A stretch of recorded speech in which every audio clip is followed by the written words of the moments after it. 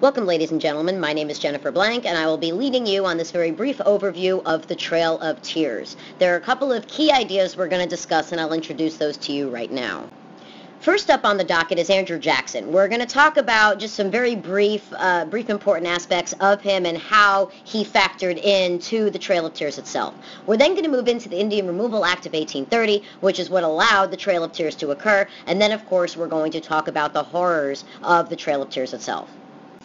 So here we have a brief breakdown of who President Andrew Jackson was. Now, this is very, very brief because he's not the focus of our presentation here. He was a Democrat, first of all. He was a military hero, and his success in the Seminole Wars actually propelled him to the national level, and that's what allowed him to win the election of 1828 in the first place. He also hated American Indians for the most part, but during the Seminole Wars of Florida, he used the enemies of the Seminoles to help him win the wars against the Seminoles, to help him win battles. And although he hated Native Americans, he actually was very protective of those Indians that fought with him. And when other white armies or white soldiers tried to attack those Indian scouts that he had, he went after them with all his power and with all deliberate speed. He did definitely defend those who helped him, but for the most part, he viewed American Indians as people who were not people, really. They were beneath him.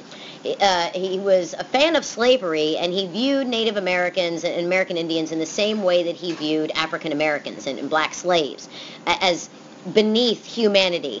People needed to be protected, people needed to be watched, people that needed to be controlled by white people. So it's very important that you understand that going into this discussion of the Indian Removal Act and the Trail of Tears. The Indian Removal Act of 1830 is what allowed the Trail of Tears to actually occur.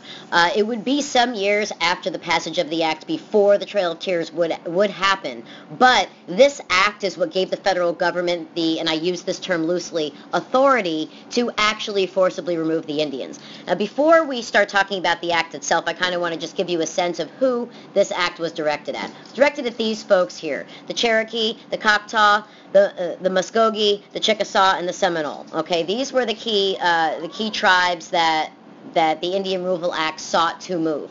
And the major impetus behind this was that we were expanding westward, and the Indians were basically in our way. A big reason why Andrew Jackson was able to propose this act and eventually get it passed through Congress was because the American public wanted it. They wanted the opportunity for cheap, fertile land, and the only way to get access to that was to move the Indians out of the way. You had to remove them off the land so that we could settle it ourselves as whites. Now, I want to draw your attention to a primary source. This is an excerpt from the Indian Removal Act itself.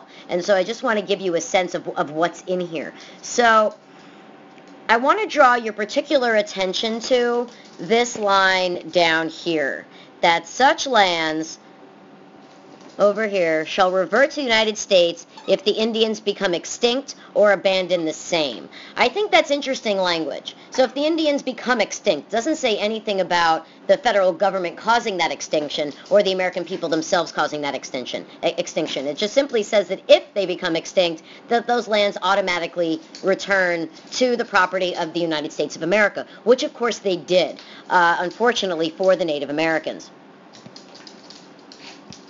Let me wind this thing back down here. So the Indian Removal Act basically gave the federal government the authority to exchange one set of lands for the other. This started with this issue of this case called Worcester v. Georgia, where the Indians fought to maintain their tribal ancestral lands. The Supreme Court actually favored the Indians, but Jackson ignored the order. He said, if the Supreme Court has made a decision, let them enforce it, which basically the executive branch has to enforce any act of or any decision by the Supreme Court. And because Jackson refused, there was no method to enforcement. So despite the fact that the Supreme Court ruled in favor of the Indians, they were removed anyway. The state of Georgia wanted that land for themselves, and so they should have it. And so to exchange, the Indians were given land west of the Mississippi, and because many of them did not vacate of their own free will, the Trail of Tears happened in order to forcibly remove all of them. They were basically put on a death march to leave the lands of Georgia and move to that land that was allotted to them west of the Mississippi River. As I said before, in 1830, Congress passed the Indian Removal Act, and this is what allowed the Trail of Tears to actually occur. It started in Georgia, and several Indian tribes, which we talked about earlier, they're listed here, were forced to relocate to Oklahoma, again, land west of the Mississippi, what we now know of as Oklahoma. Now, this statistic is frightening. 4,000 of the 15,000 Cherokee that were relocated, they died on the trail. They never even made it to their land in Oklahoma. They were forced to travel over 1,000 miles under very, very hard conditions. I want to draw your attention to this graphic right over here on the right-hand side. And I'm going to make that larger for you so you can actually see what we're looking at. And this is by the numbers, okay? So you have 2,200 miles of land and water routes, and they went through 9 states. So 2,200 miles through 9 states, for the most part on foot. For a while, some had horses, but very few people did. The vast majority of these folks were literally walking 2,200 miles on foot, and they went through 9 different states. Okay, so you have 16,000 Cherokees that were forced to relocate to Indian Territory. Between 8,000 and 4,000 died along the way. Earlier I gave you the conservative estimate. The liberal estimate is about 8,000. All right, so just to give you a sense of how arduous, how hard, how really impossible this trail was for these poor people to navigate, it was simply horrific. There are not proper words to describe how awful it was. Let me give you a more of a visual of this trail, and let me bring up this map here for you, so that way you can see kind of what we're looking at on a bigger scale. So I want to draw your attention to the key over here. Remember, when you're looking at maps, it's always important to check out the key, because it gives you a sense of what you're looking at. You won't really understand the map unless you look at the key. So the yellow line represents Cherokee, purple is Chickasaw, the reddish line is Choctaw, the Creek Indians are orange, and the Seminole are green. And you also see that we have different shades for the states. You have tribal territory in very dark green, and the reservation territory in a lighter green.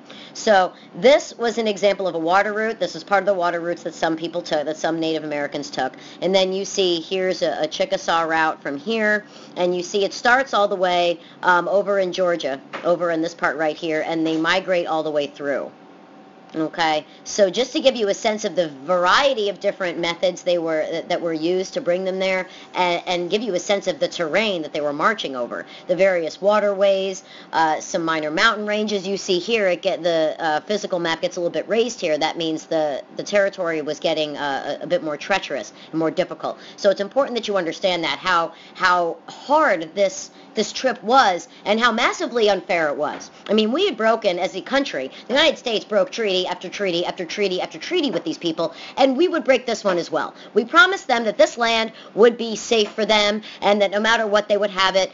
And as we continue to move westward, which you'll learn more about in my lesson on Manifest Destiny, we took this over too. We did not live up to virtually any promise that we made to the American Indians in this country, and that is something to be deplored and remembered and prevented from happening in the future.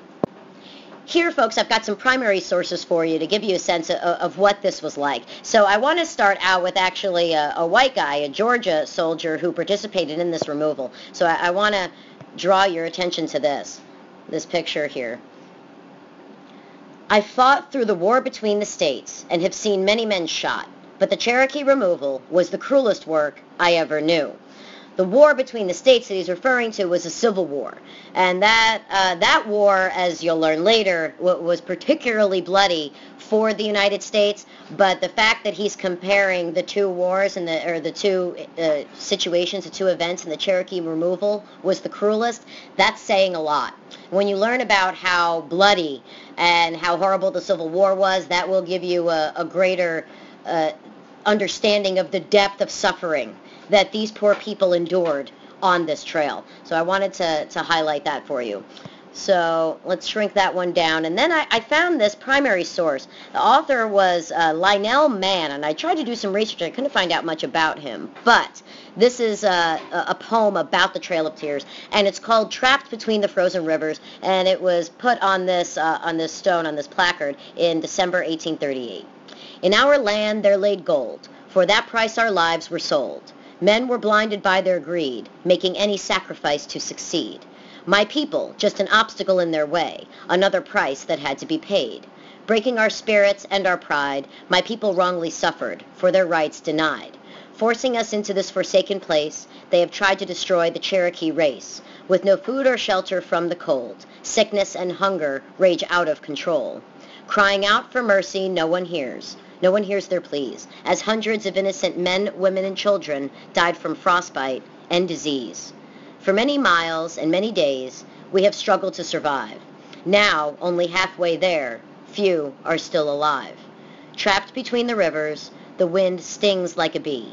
Death will be our only peace.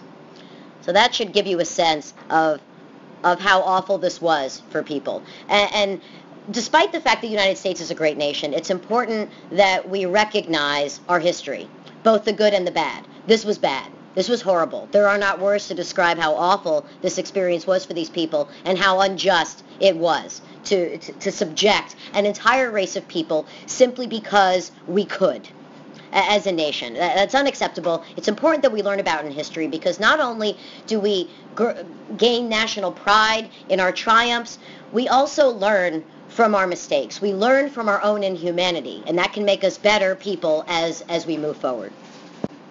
So what did we learn? Well, we learned about President Andrew Jackson and how he was kind of a contradiction. He was a good guy in some respects, but in other respects he was a real son of a gun. He really didn't like Native Americans that much, and his policies are what allowed this travesty to occur. And his primary policy with regard to Native Americans was this Indian Removal Act, and of course this Indian Removal Act directly led to the Trail of Tears. So I want to kind of draw an arrow for you here so that you get a sense of what this is like. So we have President Andrew Jackson, who gets through Congress the Indian Removal Act. And then once the Indian Removal Act is passed, then that paves the way for the Trail of Tears to actually transpire. So these are the three things that we learned about primarily today. I hope it was useful for you. I hope you understand a little bit more about the Trail of Tears, and I will see you next time.